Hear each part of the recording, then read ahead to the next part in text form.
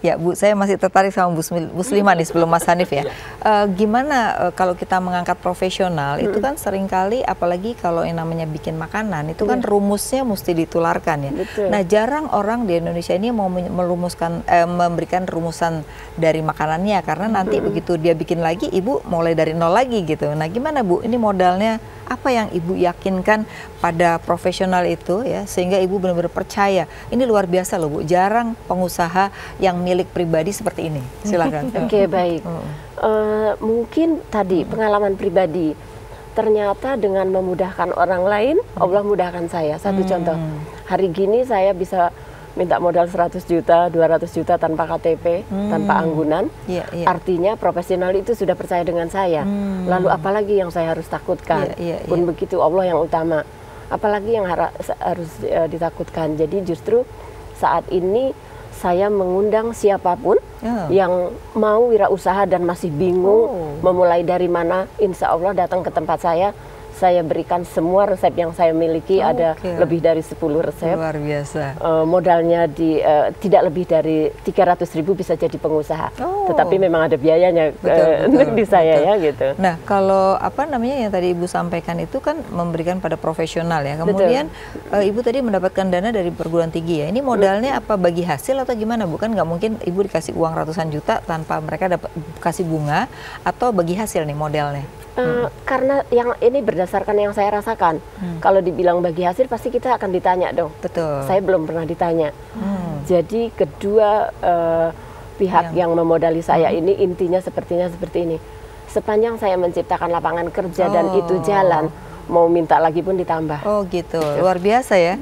Ini malaikat-malaikat baru ya. Mas Hanif gimana nih kalau melihat tadi ada pinjaman ke bank ya, tapi banyak sekali izin-izin yang harus diurus dan nggak semua UKM kan mampu seperti Bu Hasina dan Bu Muslimah ini karena udah punya akses gitu ya. Nah ini kan berarti masih banyak dari 62 juta ini yang belum seperti ibu-ibu ini. Gimana? Ya, kalau menurut saya memang akhirnya pembiayaan soal akses, soal akses, karena pemerintah pun sudah menurunkan bunga KUR gitu, ataupun program-program seperti dari universitas ataupun banyak orang-orang baik yang mau berinvestasi ke UMKM seperti yang dibilang sama Ibu Muslimah, selama mereka membuka lapangan kerja.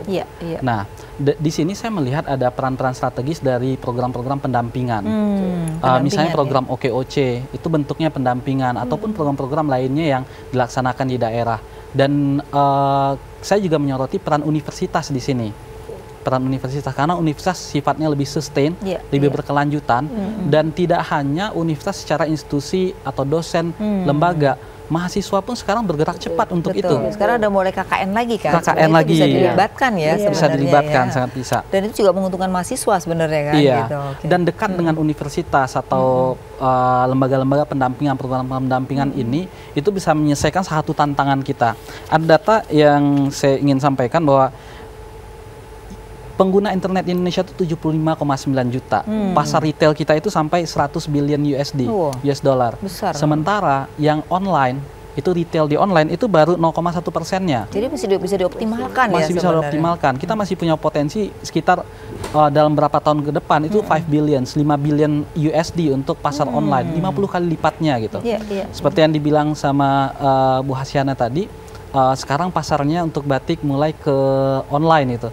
Memang satu data yang saya lihat, fashion menjadi barang atau produk yang paling banyak dijual di online gitu. Ya, betul, tapi bukan berarti seperti produk makanan minuman itu juga, makanan minuman itu mulai berpotensi besar. Kalau kita amati sekarang marketplace seperti yang besar, yang unicorn, Tokopedia, Bukalapak, mereka bahkan menjual seperti sambal saset. Itu online itu. Karena mulai ada saya aja cari vitamin bukannya apotek yang keluar malah Tokopedia sama Bukalapak. Karena ada perilaku konsumen yang mulai berubah. Dan itu juga harus ditangkap oleh UMKM untuk masuk ke gelanggang digital, ini ya? gitu. Iya. Nah, Anda kan udah punya gimana? Udah punya online belum sekarang? Sudah, Bu. Punya sendiri atau Anda masuk pada marketplace yang ada? Karena kan kalau marketplace yang ada itu kan adalah formal. Kalau Anda misalnya pakai IG, Facebook itu sebenarnya belum dianggap formal. Nah, sejauh ini sudah pakai apa? Sebenarnya sudah banyak marketplace yang menawarkan. Cuman memang kebetulan kemarin saya strateginya masih ke retail store, yaitu Dep Store. Jadi saya belum jadi masih offline ya? Masih offline. Tapi kalau untuk Instagram ataupun website itu saya artinya sudah ada. Ya, saya udah follow kok. Nah, itu sejauh mana penjualan Anda melalui IG? Karena kan IG ini kan adalah lebih personal ya. Karena memang kalau orang percaya dia akan lakukan transaksi. Tapi saya udah pernah terjadi penipuan di IG juga gitu. Jadi ketika saya beli, terus kemudian mereka pura-pura sama tukang pajak, bea cukai, kata orang bea cukai ini bahannya tertahan karena saya nggak bayar pajak gitu. Nah, ini kan orang akhirnya jadi takut membeli secara Instagram karena dianggapnya ada penipuan. Nah, ini sejauh mana Anda menjual secara Instagram nih model?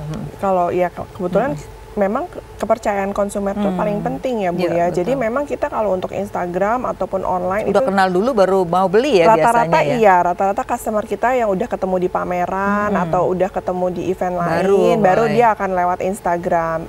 Umumnya ya, tapi kalau untuk yang langsung Instagram tuh memang mereka sangat berhati-hati. Tapi kita berusaha untuk meyakinkan dengan kita komunikasi intens sama mereka dan juga kita hubungin mereka, Bu, ini barangnya sudah dikirim. Kita kasih info semua proses dari mulai transaksi sampai ke pengiriman sampai ke semuanya. Berapa lama sekali? Anda kenapa belum tertarik dengan marketplace? Jadi sebenarnya marketplace itu sebenarnya untuk UMKM sendiri terus terang belum teredukasi.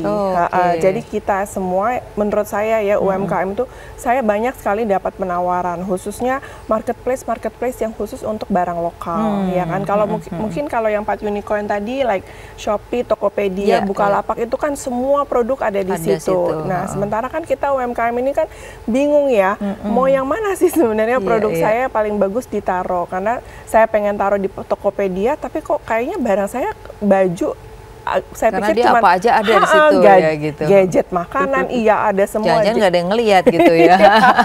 Jadi kita sebenarnya belum teredukasi secara maksimal sih sebenarnya. Rata-rata teman-teman semua bilang, kita apa ya, bingung ya mau milih marketplace yang mana ya, mau naruh barang kita. Jadi Anda lebih pakai sekarang masih IG ya, jadi belum pada yang marketplace ya. Tapi Anda sebenarnya keinginan juga ya gitu. Terus kok belum ekspor, kenapa? Kalau belum ekspornya itu sebenarnya tergantung daripada produknya sih sebenarnya. Jadi kalau memang produk kita memang sangat digemari di luar negeri, itu menurut saya itu adalah chance yang harus diambil. Kalau saya sendiri kebetulan produk saya dicintai sama orang Indonesia. Jadi pasar di Indonesia masih ada, ngapain keluar gitu ya?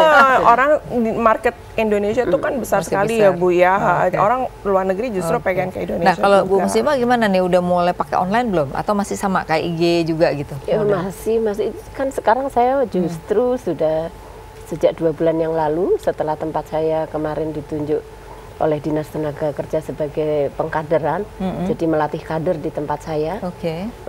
Saya sama tim produksi saya dibebaskan dari keseluruhannya.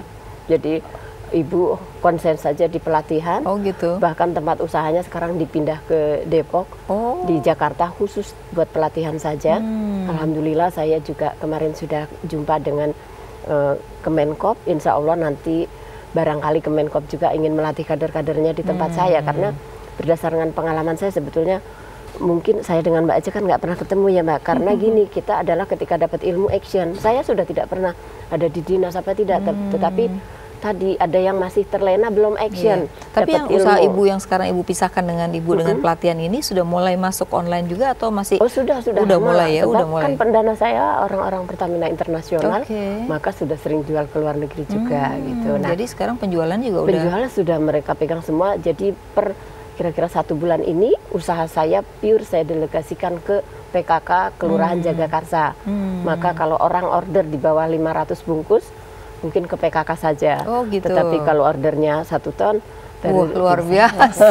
Yang kecil-kecil kasih orang lain ya, gede-gede baru Ibu ya gitu. Karena tadi saya besar dari PKK. Masa sih saya lupa gitu. Dan Ibu luar biasa ya. Saya sudah merasakan ternyata memudahkan orang lain gitu.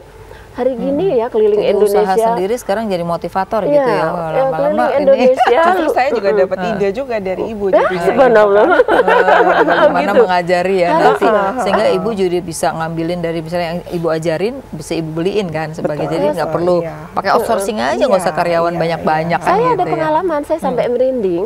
Ada yang orang punya resep tadi dijaga, akhirnya sekarang sudah sepuh, usahanya tidak ada, dan bahkan nggak ada masih yang minta ke meneruskan ya? kita, misalnya dengan bahasa, kok nggak ngajak-ngajak kita sih? Dia jalan aja udah susah. Tapi kalau untuk quality controlnya gimana Bu? Iya betul juga itu menarik tuh benar. Kalau Supaya- sudah dipegang, saya dengan karyawan, bagusan karyawan, malah hasil saya diomelin sama karyawan. Kadang-kadang saya dibilang gini, udah ibu nggak usah ngikut-ngikut. Jadi Gitu. mereka sendiri udah Sudah. kualitasnya itu sudah Sudah dijaga. lebih bagus mereka dengan saya. Saya kan udah tua, mungkin tangannya udah beda. Oke. Nah, Mas Hanif ini kan juga tadi menarik yang dikatakan tadi quality control ya. Kalau nggak hubungan dengan makanan sih biasanya nggak terlalu ya. Iya. Tapi kalau udah hubungan dengan makanan nih, ini ramah lingkungan nggak sih? Cara membuatnya gimana? Terus ingredientsnya apa? Sehat apa enggak? Apalagi sekarang generasi milenial kita ini yang menjadi pasar besar nanti itu cenderung akan melihat sesuatu itu dari sisi itu gitu. Gimana? Iya. Jadi kalau kita berbicara tentang online, salah satu kekuatan besarnya sekarang itulah reviews. Reviews, dan ini juga terhubung dengan jadi orang lain makainya gimana atau iya, makannya gimana gitu ya, reviews iya. sama. Dan juga terkait dengan ekspor. Kalau ekspor ada standarnya tertentu, ada kita masuk tidak ke standar tertentunya. Dan ini satu emang yang kendala yang dihadapi oleh UMKM gitu, quality managementnya, terutama produk. Sekarang jadi pertanyaan besar. 60-an juta UMKM, 8%-nya atau sekitar 4 juta masuk ke online. Saya rasa di online pun digempur karena banyak produk luar yang secara standar itu sudah meet certain standar, sudah ada standar tertentu yang sudah mereka capai. Iya, Sementara UMKM kayak ISO segala macam itu ya, ya kan nggak semuanya. Lagi-lagi ini jadi PR besarnya. Secara infrastrukturnya sudah ada untuk kita bisa haki ISO segala macam. Tapi yang belum masif itu adalah aksesnya. Lagi-lagi saya ingin mention akses dan peran-peran seperti yang Bu Muslimah untuk motivasi, memberikan informasi ini sangat signifikan. Dan memang harus berjalan beriringan peran-peran pemerintah lewat kegiatan-kegiatan yang terencana dari kementerian ataupun dinas, sama dari himpunan, himpunan pengusaha muda. Benar. Misalnya. Jadi asosiasi itu ada gunanya asosiasi ya. Ada gunanya. Nah, mereka ini masuk asosiasi kalau nggak ada gunanya buat apa kan gitu ya. Nah, Mas Hanif kalau kita lihat nih kan kebanyakan di online itu banyak kan malah barang impor daripada barang ekspor. Iya. Nah, sebenarnya gimana sih supaya justru terbalik gitu bahwa marketplace ini justru membantu kita untuk membantu pemerintah juga mengekspor barang. Iya. Nah, tapi nanti jawabannya kita harus balik lagi. Bisa jangan kemana-mana, tetap di Economic Lounge with ISE.